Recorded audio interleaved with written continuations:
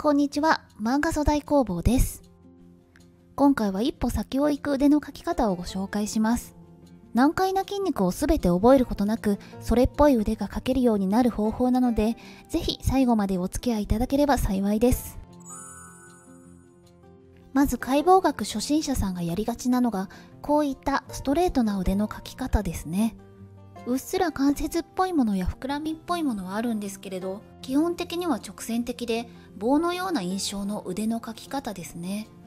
次にちょっと慣れた中級者になると、もう少し筋肉を意識するようになり、このように関節と凹凸がもう少し分かりやすく見える腕になってきます。これが解剖学初心者さんと中級者さんとの差別化の目安ですね。そしてさらにレベルアップすると、このように解剖学に即した筋肉の凹凸、この不規則な流れを表現するようになってくるのが上級者ですね。やはりリアリティを感じる人体を描く場合、解剖学に即した筋肉の凹凸がより良いシルエットにつながってくるのですが、そもそも筋肉の存在を知らないと説得力のあるシルエットは作りがたいものです。そして最大の問題は、人体には膨大な数の筋肉があるということです。これは私が有料で公開しているまとめの一部ですが、複雑な腕の筋肉をグループごとにまとめた図です。上腕については、目立つ筋肉は三角筋、上腕二頭筋、そして背面の上腕三頭筋という3つの大きな筋肉が占めていて、ある程度シンプルなのですが、前腕についてはものすごい数の筋肉が密集してわけがわからなくなるレベルなんです。この図ではそれを3つから4つのグループに分けて、心筋群1や2のようにまとめて捉えているんですが、それですら複雑で、私も長い間絵を描いていないとあっという間に忘れてしまうレベルです。そして筋肉の理解をさらに複雑にしているのが、この腕の可動域の広さですね。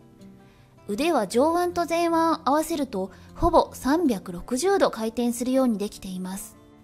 そのため、ただでさえ複雑な筋肉がこのように回転するごとに見た目の形がどんどん変わっていくわけです。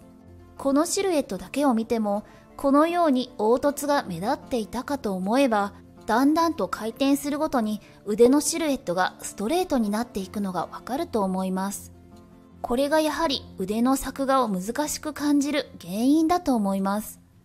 ですがこれらを最小限の理解だけでそれっぽく描けてしまうポイントがあるので、今回の動画ではそのコツをお伝えしていきたいと思います。まずポイントとなる筋肉は肩の緑色の部分、この三角筋になります。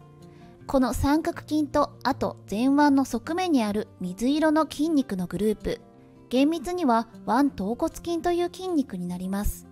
腕頭骨筋は上腕の2つの大きな筋肉の間から出ている筋肉なんですけれど、この腕頭骨筋がこのようにシンプルに描きたい腕の筋肉を歪めて、イレギュラーな凹凸にしている原因になります。このように腕頭骨筋があることで関節のラインが斜めになるんですね。これがストレートだったらどのアングルでも簡単なんですけれど、このラインが斜めになることで見え方が複雑化し混乱の元になります。横向きの図を見ると腕頭骨筋が上腕と前腕をまたいでいるのがわかりますね。なので後ろから見てもこのように斜めのラインが確認できます。ただこの緑色の三角筋と腕頭骨筋には実はちょっと絶妙な関係がありまして、厳密には多少のズレがあるんですが、三角筋の先端から腕頭骨筋の先端が直線の延長上でつながっているんです。そして腕頭骨筋の下の先端は親指の側面につながっています。つまり腕を回転したとしても、このつながりさえ覚えておけばある程度応用が効くわけです。まず三角筋から線を伸ばし、腕頭骨筋の先端へ、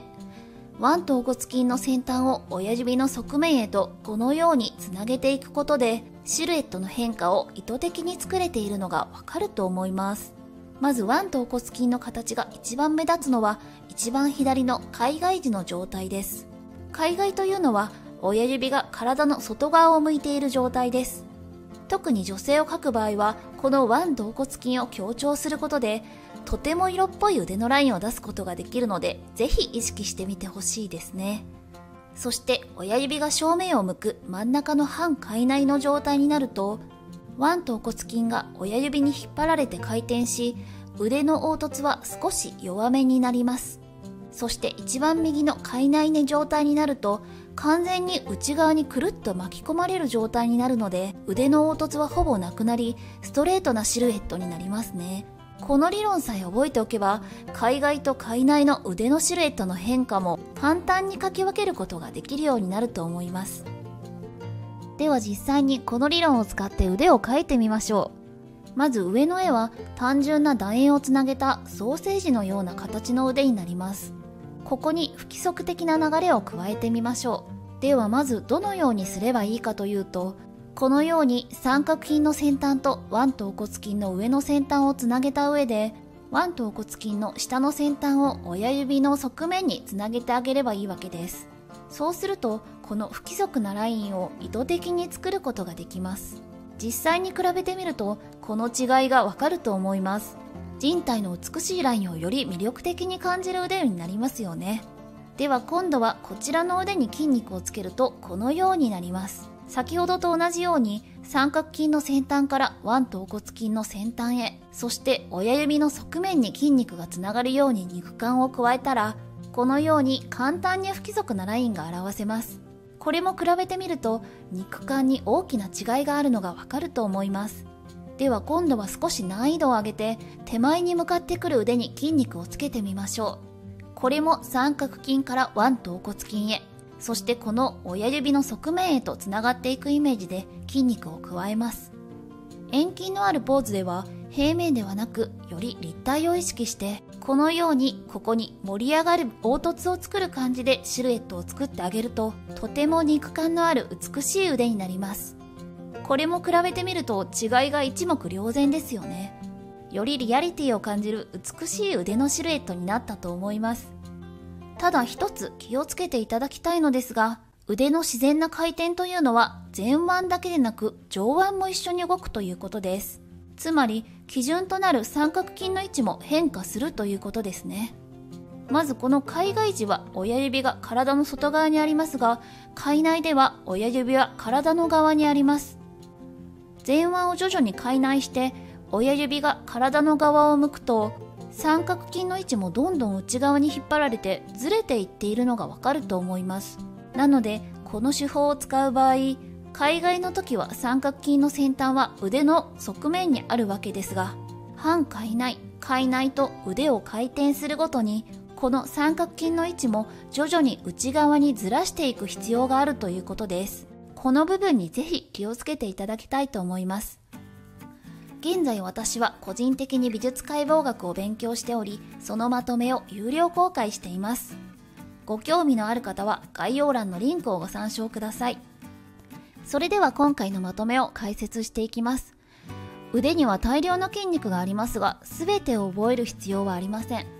前腕の筋肉は特に複雑なので、このようにグループでまとめた筋肉でも十分なのですが、それでも難しいという場合は、この腕のシルエットのイレギュラーな部分を作っている腕橈骨筋という筋肉に注目をする必要があります。この腕橈骨筋は三角筋の先端からほぼ直線上につながっており、そして親指の側面につながっています。この流れさえ分かっていれば、この腕の回転による筋肉の変化にも十分についていけるようになります。そしてこの方法を使えば、腕の魅力的な肉感を割と簡単に表現できるようになるので、皆さんもぜひ活用してみてください。